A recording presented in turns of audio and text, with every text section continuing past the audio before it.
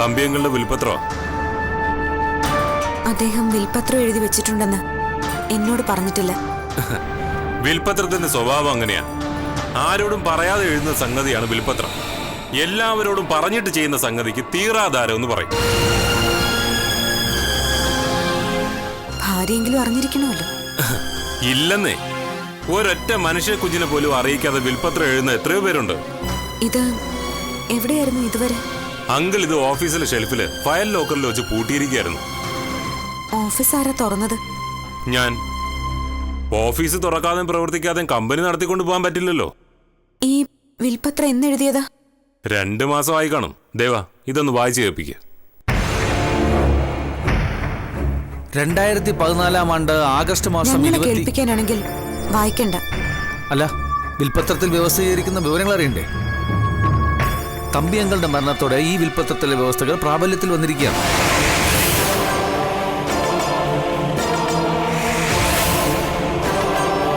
വിൽപത്രത്തിൽ അമ്മൂന് ഒരു പ്രോപ്പർട്ടി നീക്കി വെച്ചിട്ടുണ്ട്. തമിഴ്നാട്ടിൽ തെങ്കാശിക്കടുത്ത് ആലങ്കുളം എന്ന് പറയുന്ന സ്ഥലത്ത് 200 ഏക്കർ മാന്തോട്ടം. അതൊരു ഭയങ്കര അസറ്റാ. ആ 200 ഏക്കറിന് ഏറ്റവും കുറഞ്ഞത് 50 കോടി രൂപയെങ്കിലും വില വരും. ഇല്ലേ ദേവാ? 50 കോടിയൊന്നുമല്ല, മാന്തോട്ടമല്ലേ. ഓരോ വർഷവും ലക്ഷക്കണക്കിന് രൂപയുടെ വരുമാനമാണ് മാങ്ങ വിറ്റ് കെട്ടിക്കൊണ്ടിരിക്കുന്നത്. പിന്നെ അമ്മൂന് ഈ വീട്ടിൽ ആയുഷ്കാലം ജീവിക്കാനുള്ള സ്വാതന്ത്ര്യവും ഈ വിൽപത്രത്തിൽ പ്രത്യേകം എഴുതി ചേർത്തിട്ടുണ്ട്.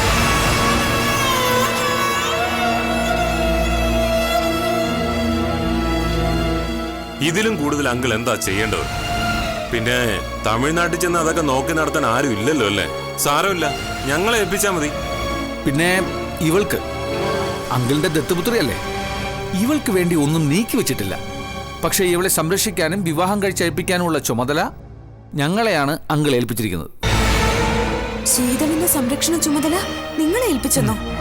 അതും അദ്ദേഹം കള്ളനെ കാവലേൽപ്പിച്ചു എന്ന് പറഞ്ഞ പിന്നെയും ഞാൻ വിശ്വസിക്കും. അങ്കിളിന് ഞങ്ങൾ അത്രയ്ക്ക് വിശ്വാസമാണ്, അല്ലടി വിജയ്? പിന്നല്ലാതെ. അങ്കിൾ എന്തായാലും വീണ്ടു വിചാരവും ദീർഘദൃഷ്ടിയുമുള്ളവനാ. സ്വത്തിന്റെ അവകാശങ്ങളെല്ലാം നിന്റെ പേരിലോട്ട് എഴുതി വെച്ചിരുന്നെങ്കിൽ നീ വല്ലവന്റെയും കൂടെ ചാടി പോകുമ്പോൾ അതെല്ലാം അന്യാധീനപ്പെട്ടു പോവില്ലായിരുന്നു. അതൊക്കെ മനസ്സിൽ കണ്ട അങ്കിൾ വിൽപത്രം തയ്യാറാക്കിയത്.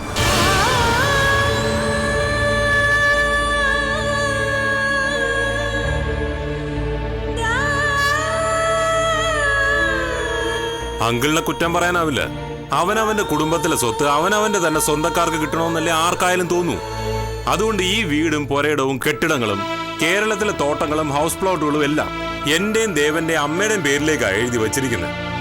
സ്വന്തം ഭാര്യയ്ക്ക് ഒരു പൂർവ്വ കാമുകനുണ്ടെന്നുള്ള സത്യം ആ അങ്കിളിനെ അറിയായിരുന്നല്ലോ. അപ്പൊ പിന്നെ ആരായാലും അങ്ങനെയല്ലേ ചെയ്യുള്ളൂ. വേണ്ടി വന്നാൽ നീ ഇനിയും ആ അർജുനന്റെ കൂടി ചാടിപ്പോകുമെന്ന് കണക്കൂട്ടി തന്നെയാ അങ്കിൾ ഇത് തയ്യാറാക്കിയത്. എന്നിട്ടും ആലങ്കുളത്തുള്ള ഫാം ഹൗസും 200 ഏക്കർ മാന്തോട്ടും നിന്റെ പേരിൽ എഴുതി വെച്ചല്ലോ. അതാണ് അത്ഭുതം.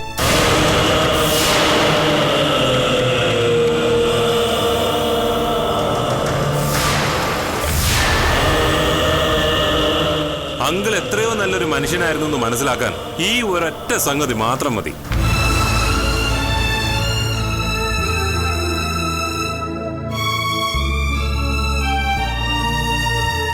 നിനക്ക് വല്ലതും പറയാനുണ്ടോ? ഇല്ല, ഞാനിത് വിശ്വസിക്കില്ല.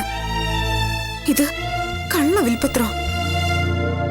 അദ്ദേഹം ഇങ്ങനൊരെണ്ണം എഴുതിയിട്ടുമില്ല, എഴുതുകയില്ല. അതെന്താടി നിനക്ക് മാത്രം വിശ്വാസമില്ലാത്ത? ശീതളിന്റെ സ്വത്താ ഇതിൽ ഭൂരിഭാഗവും. ഒരു കാരണവശാലും അത് നിങ്ങൾക്ക് വിട്ടുതരില്ല അദ്ദേഹം. അതെനിക്ക് ഉറപ്പാ. നിനക്ക് സൗകര്യമുണ്ടെങ്കിൽ മാത്രം വിശ്വസിച്ചാൽ മതി. ഞങ്ങൾ എന്തായാലും ഇത് വിശ്വസിച്ച് വിൽപത്രം അനുസരിച്ചുള്ള നിയമ നടപടികൾ തുടങ്ങാൻ പോവാ. മൊത്തത്തിൽ ഒരു അഴിച്ചുപണി നടത്തും ഞങ്ങള്. പിന്നെ അറിഞ്ഞില്ല കേട്ടില്ല എന്നൊന്നും ഞങ്ങളോട് പറയരുത്. നിങ്ങള് എത്ര നാൾ ഈ സ്വത്ത് കൈയടക്കി വെക്കും? അദ്ദേഹം തിരിച്ചു വരുന്നത് വരെ. അത്രയല്ലേ ഉള്ളൂ. ബാക്കി അദ്ദേഹം ചെയ്തോളൂ. എന്ന് വെച്ചാ നീ പറഞ്ഞതിന്റെ അർത്ഥം എന്താ? തമ്പിയങ്കിൾ ഇപ്പോഴും ജീവിച്ചിരിപ്പുണ്ടെന്നല്ലേ? ഇവളെ വല്ല ഊളംപറയിലും കൊണ്ടുപോയി സെല്ലിൽ അടക്കേണ്ടി വരുമോ? എന്തായാലും നിന്റെ വിശ്വാസം കൊള്ളാം. ആർക്കും ശല്യമില്ലല്ലോ. എടാ, വിൽപത്രം കാണിച്ചല്ലോ, നമ്മുടെ ജോലി തീർന്നു. നീ വാ പോവാ.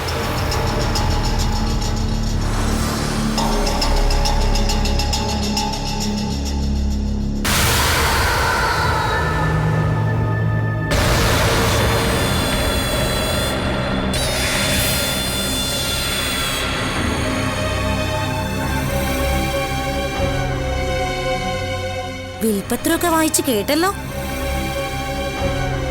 പൊന്നുമോളിക്ക് വന്നേ, നിനക്ക് ഞാനൊരു പണി തരാം. വാ വാ.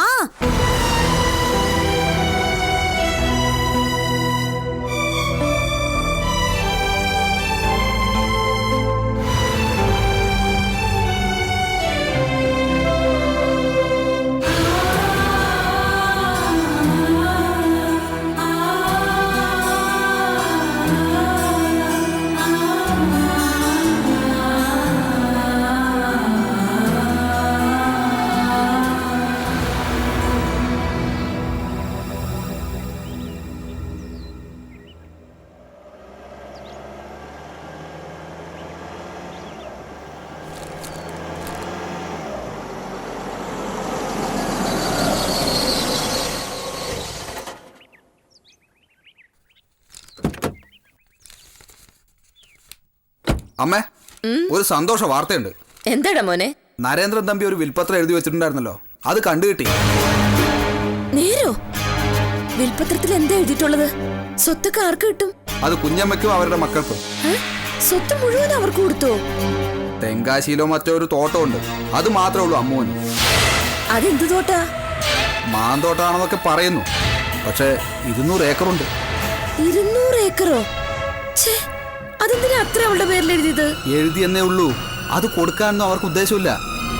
അവിടെ അവരുടെ ആൾക്കാർ തന്നെയാ. അങ്ങോട്ട് അമ്മൂന് അവരെ അടുപ്പിക്കുക പോലുമില്ല. അത് നന്നായി. പിന്നെ തമ്പിയുടെ മോൾക്കോ? അത് തമ്പിയുടെ മോളൊന്നും അല്ലാമേ.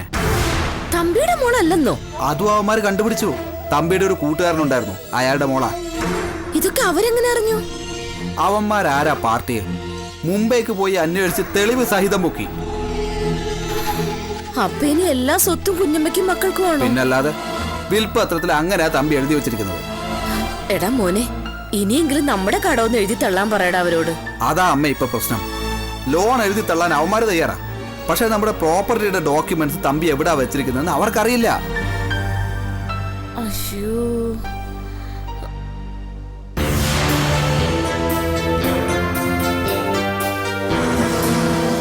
എടാ കരിക്കുട്ടാ, വ്യാജ വിൽപ്പത്രം കോടതിയിൽ ചെലവാകും. അല്ല, നീ അവരോടും ചോദിക്കണേ. നിന്നോട് ആര് പറഞ്ഞു വ്യാജ വിൽപ്പത്രാണെന്ന്?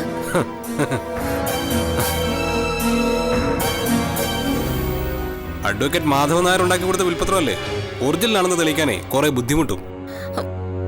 നീ വിഷമിക്കണ്ട, അത് തെളിയിക്കേണ്ടവർ തെളിയിച്ചോളൂ. അതെ, ഇത് മാത്രമല്ല, തെളിയിക്കാൻ ഒരുപാട് സംഗതികളുണ്ട്. അമ്മയുടെ ഭർത്താവിന്റെ കൊലപാതകം, നരേന്ദ്രൻ തമ്പിയുടെ ചെലവിൽ കൊണ്ടുവന്ന് കുഴിച്ചിട്ട ശവം ആരുടേതാണെന്നുള്ളത്, തമ്പിയെ വകവരുത്താൻ അമ്മയുടെ പൊന്നുമോൻ 1 ലക്ഷം രൂപയും ഓംനി വാനും കൊടുത്ത് ബന്ദിപ്പൂരിലെ ബസിലവാടി റോഡിലേക്ക് പറഞ്ഞയച്ച വാടക കൊലയാളിയുണ്ടല്ലോ, ആ കണ്ണൂരുകാരൻ യതി, അവൻ എന്ത് സംഭവിച്ചു എന്നുള്ളത്.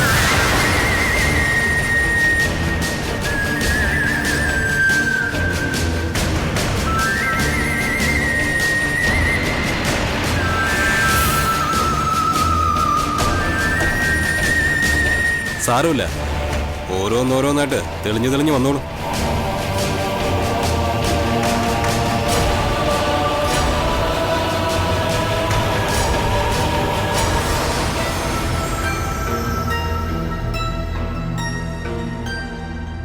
അവൻ എന്തൊക്കെയാടാ മോനെ പറഞ്ഞിട്ട് പോയത്?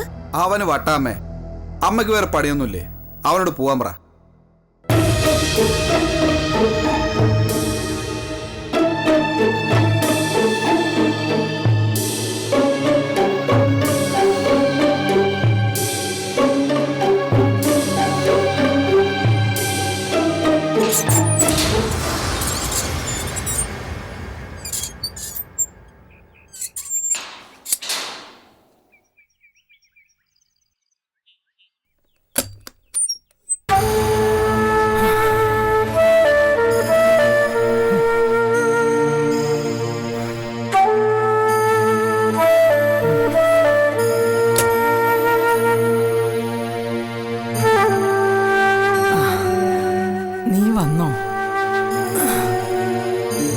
ഞാനിതൊക്കെ അപ്പുറത്തോട്ട് വെച്ചിട്ട് വരാം.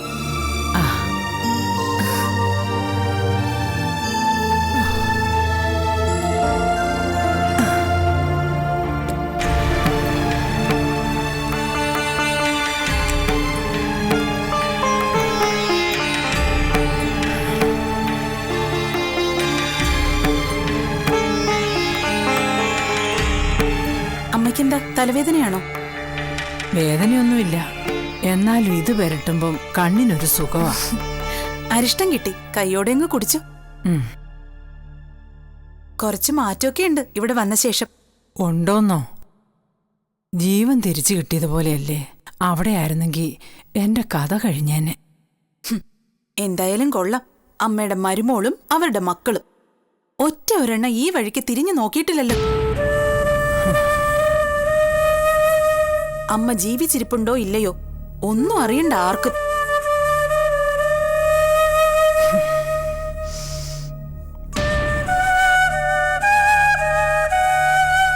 മോളെ, നീ അമ്മൂനെ ഒന്ന് വിളിക്കുവോ? അവളുടെ ഒരു വിവരം അറിയുന്നില്ലല്ലോ. ആ തമ്പി മരിച്ചിട്ട് അവിടെ ഒന്ന് പോകാൻ പോലും പറ്റിയില്ല. അതിപ്പോ അമ്മയുടെ കുറ്റാണോ? സുഖമില്ലാത്തോണ്ടല്ലേ? ഒന്ന് വിളിച്ചേ മോളെ, തമ്പി പോയില്ലേ? ഇനി അതിന്റെ കാര്യം നോക്കാൻ ആരുണ്ട്?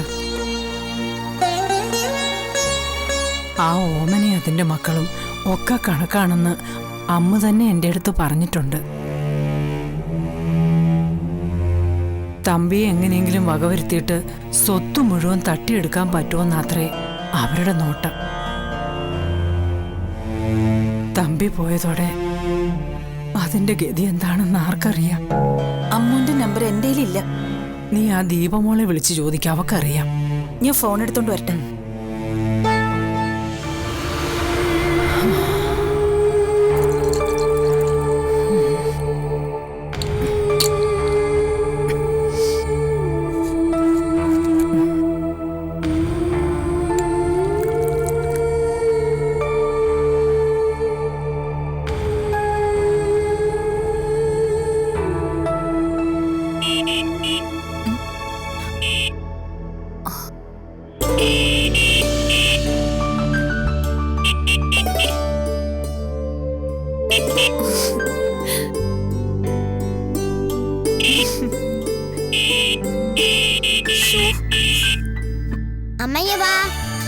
നിനക്ക് ഇങ്ങോട്ട് ഇറങ്ങി വന്നൂടെ?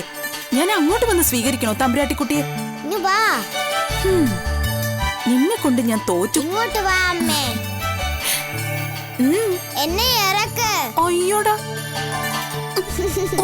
കൊഞ്ചാതെ കൊച്ചെ, താഴെ നിൽക്ക്, എന്റെ നാട് പൊട്ടുന്നു. അവളുടെ ഒരു കുട്ടിക്കളി നാട് വിലങ്ങിന്നാ തോന്നുന്നേ. ഞാന് പുറത്തൊന്ന് പോയിട്ട് വരാം. ഇനി പുറത്തെങ്ങോട്ട് പോവാനാ? ഒരാളെ കാണാനുണ്ട്. മനസ്സിലായി ആരാണെന്ന്. ബാർമാൻ. അയാളാണല്ലോ ഊറ്റി തരേണ്ടത്. അറിഞ്ഞുകൊണ്ട് എന്തിനാടി ചോദിക്കുന്നേ? നാലുകാലിലേ വരാവൂ. സ്വന്തം വീട് ഏതാണെന്ന് പോലും തിരിച്ചറിയാൻ പറ്റാത്ത പോലെ. അച്ഛൻ കളോടിക്കാൻ പോയതാണ് അമ്മേ? അല്ല, പാലുടിക്കാൻ. എനിക്ക് വിശക്കുന്നു. ഇതാണോ ഇന്ന് നിന്നെ സ്കൂളിൽ പഠിപ്പിച്ച പാട്ട്? വാ. എനിക്ക് വിശക്കുന്നു.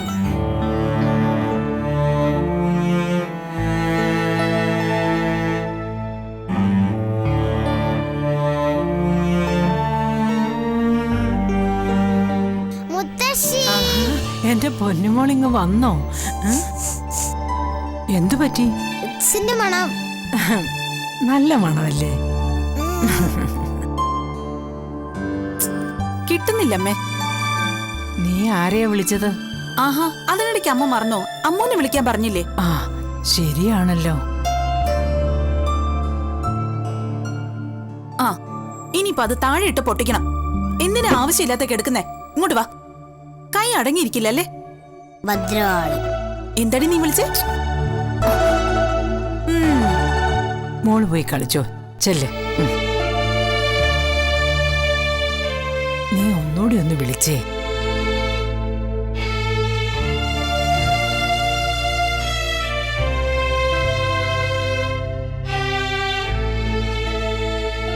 ഈ നമ്പർ നിലവിലില്ല.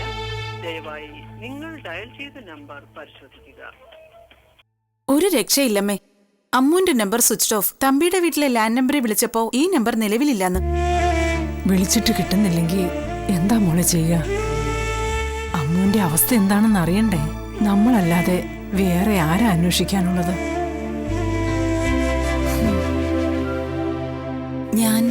ഞാൻ അവിടം വരെ ഒന്ന് പോകാല്ലേ അമ്മേ? ഞാൻ ഇപ്പം നിന്നോട് പറയണമെന്ന് വിചാരിച്ചതേ ഉള്ളൂ. പോയി അന്വേഷിക്കുന്നത് തന്നെയാ നല്ലത്. എനിക്ക് യാത്ര ചെയ്യാൻ പറ്റുമായിരുന്നെങ്കിൽ ഞാനും കൂടെ വരായിരുന്നു. അമ്മ വരണ്ട, ഞാൻ പോയി അന്വേഷിച്ചോളാം.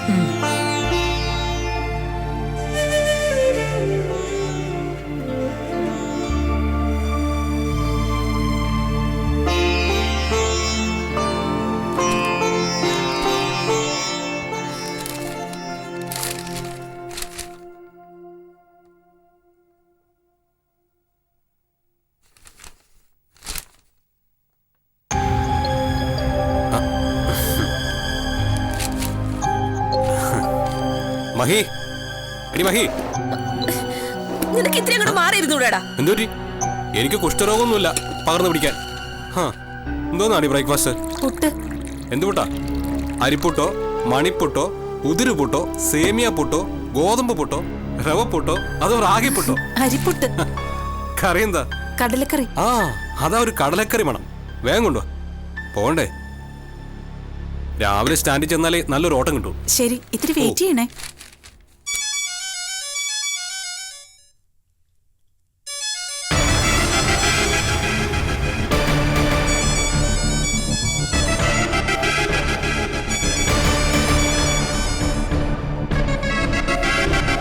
ഹലോ. ഹലോ, ഇത് മിസ്റ്റർ ഹരീഷിന്റെ വീടല്ലേ? അതെ, ഹരീഷിന്റെ അമ്മയാണ് സംസാരിക്കുന്നത്. ഇത് പോലീസ് സ്റ്റേഷനിൽ നിന്ന് വിളിക്കുക. നിങ്ങളുടെ മകന് യതീന്ദ്രൻ എന്നൊരാളെ പരിചയമുള്ളതായി അറിയാമോ? ഏത് യതീന്ദ്രൻ?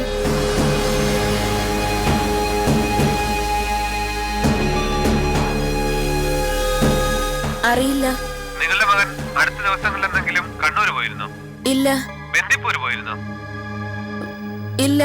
ശരി, വെക്കട്ടെ. ഹലോ.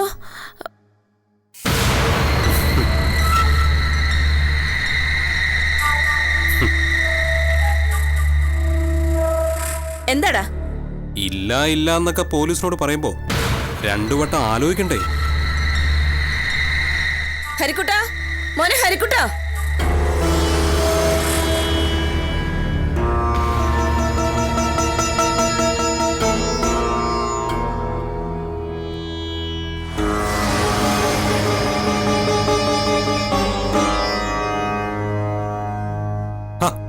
എന്നെ നോക്കണ്ട, ഞാനല്ല അമ്മയെ വിളിച്ചേ.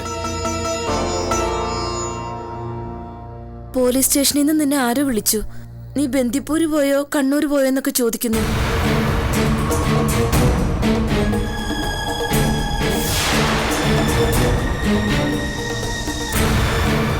ആരാ യതീന്ദ്രൻ? അവർക്ക് ആള് തെറ്റിയായിരിക്കും. ഞാൻ കണ്ണൂരും പോയിട്ടില്ല, ബന്ദിപ്പൂരും പോയിട്ടില്ല. യതിയെ നീ അറിയില്ല? നിന്റെ ചോദ്യം എന്നോട് വേണ്ട. പാവം.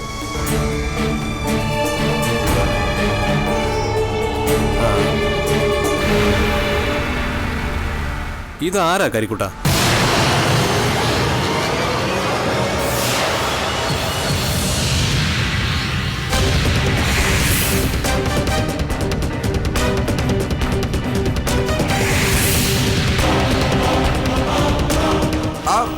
എനിക്കറിയില്ല. അപ്പൊ എന്റെ ചോദ്യത്തിന് മറുപടി പറയും.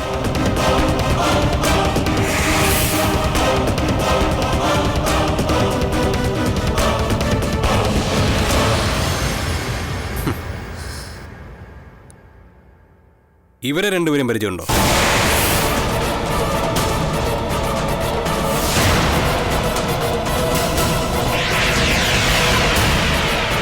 ഇവൻ അറിയില്ല എന്ന് പറഞ്ഞ യതിയും ഇവനും കൂടി ബന്ദിപ്പൂർ നിൽക്കുന്ന പടമായത്. എനിക്കറിയില്ല. നീ വല്ല കൃത്രിമം കാണിച്ചായിരിക്കും. ഫോട്ടോഷോപ്പിൽ പോയി എന്ത് വേണമെങ്കിൽ ചെയ്യാലോ. പൊന്നു മോനെ, ഇപ്പൊ മൊബൈലിൽ എടുക്കുന്ന ഫോട്ടോയ്ക്ക് ഒരു കുഴപ്പമുണ്ട്. എടുത്ത തീയതിയും സമയവും കാണിക്കും. ദാ ഇത് കണ്ടോ? തീയതി 18, സമയം 8:33. യതി ഇതേ ഡേറ്റിൽ ഇതേ സമയത്ത് ബന്ദിപ്പൂരിലുണ്ടായിരുന്നു. നീയോ?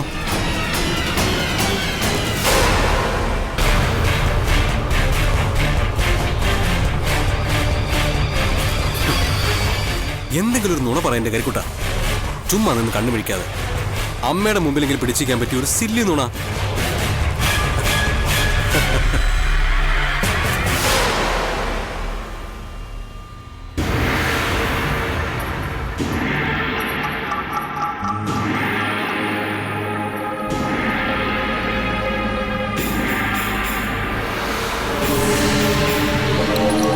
ഇതൊരു തുടക്കം മാത്രമാണ്. ജഗപുക വരാനിരിക്കുന്നതേ ഉള്ളൂ. ഒരു ചെറിയൊരു കിലുക്കം കേൾക്കുന്നില്ലേ ചെവിയില്? പൈസയുടെ കിലുക്കമാണെന്ന വിചാരം? അല്ല, കൈവിലങ്ങന്റെയാ.